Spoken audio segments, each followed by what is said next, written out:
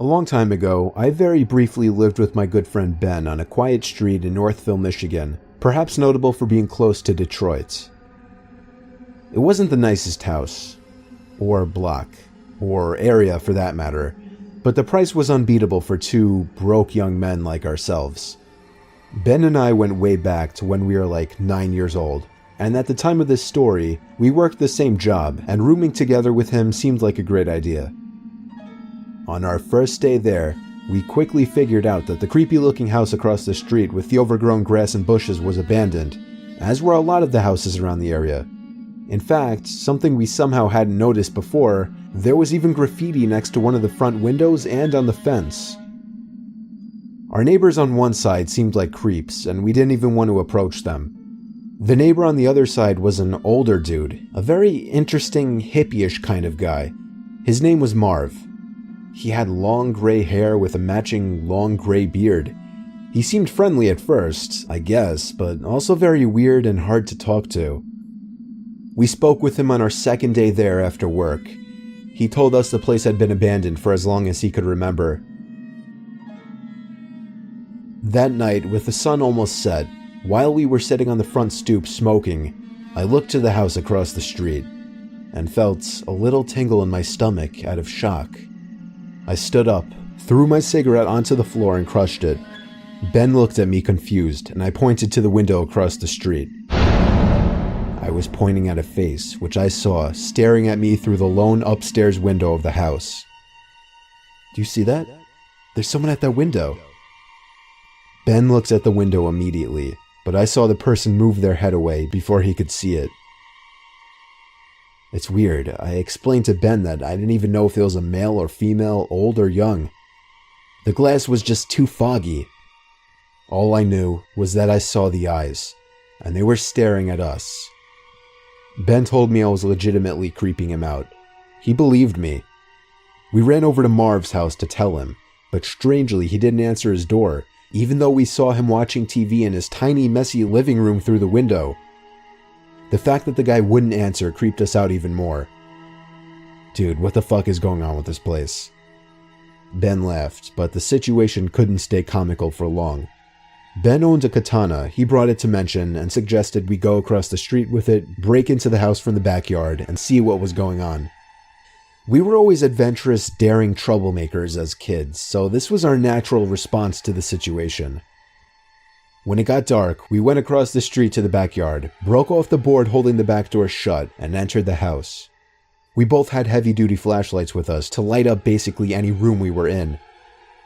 The house was dusty, decrepit, but surprisingly seemed to remain untouched from the inside. No graffiti or signs of vandalism anywhere. Still, the place was disturbingly creepy, and we immediately joked that we should get the fuck out of there. But we pressed on. The first floor was pathetically small like our own. A kitchen, a tiny living room, and a dining room. There was no basement and one closet. The first floor was clear. We both agreed to check the upstairs. We tiptoed over to the stairs, and Ben, out of nowhere, screamed, "Is anybody up there?" "Dude, why the fuck would you do that?" I said quietly. Then we both froze in fear when we heard rapid stomping suddenly appear from above us. It was someone heavy, and it sounded like they were running over to the stairway. I literally felt like my heart stopped. Ben, the one with the katana, was the first to flee, grabbing my arm and tugging me with him. We went out the way we entered and ran back to the house, where we saw Marv just standing by his window, watching us. We didn't know what to do. He just intently stared at us as we froze to catch our breath in front of the house. We went inside, decided not to call the police, and moved out literally the next day. We explained to the landlord that the location was just too inconvenient for us, and we needed to leave ASAP. We drove away from that house and never looked back.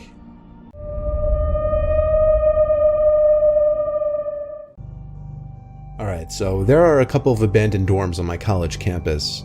They were shut down like 15 years ago because of... Actually, I don't really know why. Anyway, they're abandoned. It's rumored that they'll be renovated at some point, but that'll probably never happen. Naturally, it's also rumored that they're haunted. The school has the windows boarded up to prevent students from going in there. Because I fancy myself an urban explorer who isn't afraid of getting into any trouble, I decided about a week ago that I was going to break in and take a look around. Cut to last night. I didn't really have a plan per se, other than wear black and avoid getting caught. Security on campus has been tightened recently, but I didn't have any issues getting in unseen. I'll spare you the details, but basically, you'd be surprised what you could do with a crowbar and some vandalism. I ended up crawling in through a first floor window. I found myself in an empty dorm room, illuminated only by my phone's flashlight. Now, one of the rumors is that the basement is haunted, so that's where I decided to go first.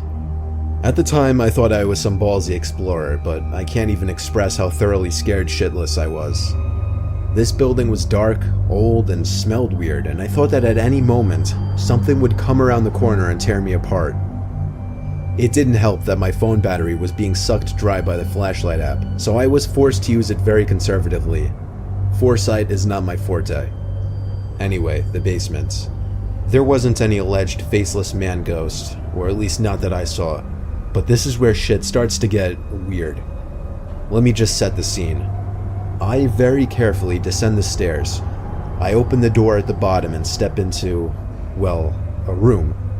A completely normal room, although a little colder and with a stickier floor than I would have preferred, but otherwise completely normal. I swept my flashlight across the opposite wall, and there was another door.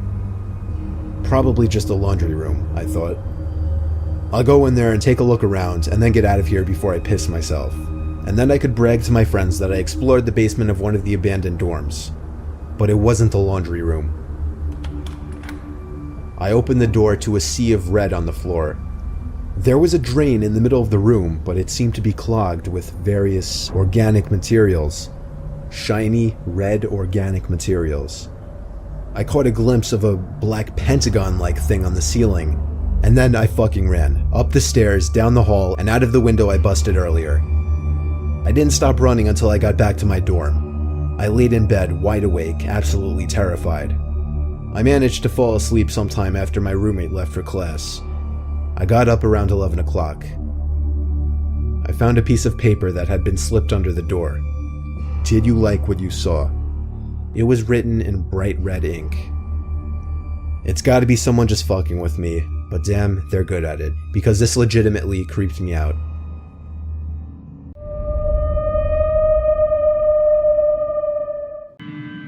I'm 16 years old and currently live next to a vacant house. Barely even a vacant house, more like abandoned. I never knew why the town never made an effort to fix it up and sell it. That never really bothered me though. Not until after a recent disturbing event. My bedroom faces the neighboring house in question, and sometimes on hot nights when I had the window open, I would feel like I could hear voices or moaning type noises coming from the neighboring house. Sometimes I even wondered if those sounds were teens sneaking into the house and having sex.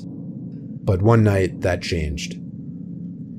It was a Thursday night in July. I was on my bed playing video games home alone when I muted the TV, thinking I heard something from outside. I went to my window and literally gasped when I heard a brief scream coming from inside the abandoned house. It wasn't drawn out at all, it only lasted about maybe a second, and I could just barely hear it. My adrenaline was rushing now. I wanted to get closer immediately. I shut off the lights and TV, took my airsoft gun as a mock weapon, and hopped the backyard fence over to the abandoned house's backyard. I knew the back door was left unlocked since I had been in there before with friends. I simply opened the back sliding door quietly and crept inside just a bit to listen for any more sounds. There was a weird, steady, creaking type noise. It was very low, but it was evident. It was also as dark as it could get in there. I flicked on the light attachment on my airsoft gun and aimed it in front of me, actually feeling pretty cool for a moment. I now stepped fully into the house, and the sound grew louder. I scanned the living room, completely empty, as were the other rooms on this floor. I crept over to the basement door, which was open. The sound was coming from down there. I felt my heart begin to race, and my gut instinct was telling me to turn around and leave now. But I guess my teen boy adrenaline and curiosity got the better of me. I took one step at a time down the stairway as the creaking sound got louder. and when the opening to the basement finally became visible, I aimed the gun light around the room. I froze when the light landed on something that was moving. It was a rocking chair. I got a serious pain in my stomach when I saw the back of somebody's head sitting in the rocking chair. When the light landed on them, the chair stopped rocking. I ran up the stairs, slammed the basement door shut, ran outside, slammed the back door shut, and locked my front and back door after getting back inside. I went to my room and stood at the window, watching the house. I then picked up the phone and called my dad. He seemed more surprised than concerned when I told him, confirming that nobody lives there. He calmly told me to get the police over there to check it out.